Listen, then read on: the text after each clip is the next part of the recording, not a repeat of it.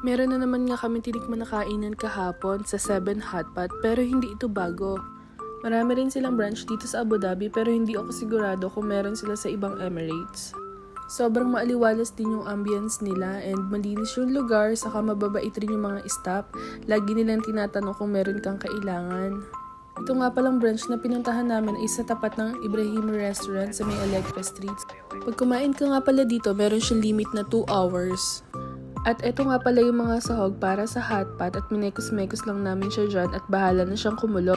At ikaw na yung bahalang gumawa ng sauce, depende sa gusto mo. At meron nga din pala silang parang Korean barbecue and unlimited din ito. Ang pagkakaiba nga lang niya, meron silang bituka ng manok and ito typical lang to na VIP. Sila na rin pala ang bahalang mag-serve sa'yo kung gaano karami yung portion. Pero once na maubos mo, pwede ka ulit-umulit ng paulit-ulit. Wow!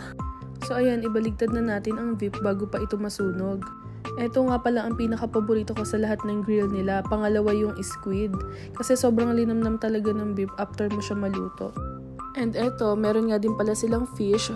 So ayan, makikita nyo guys, hindi pa namin nailagay lahat.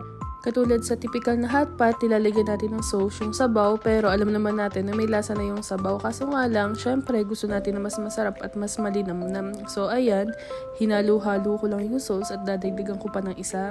So ayun lang guys, maraming salamat sa panonood. Huwag mong kalimutang mag-follow sa akin para sa mga susunod na video na i-upload ko.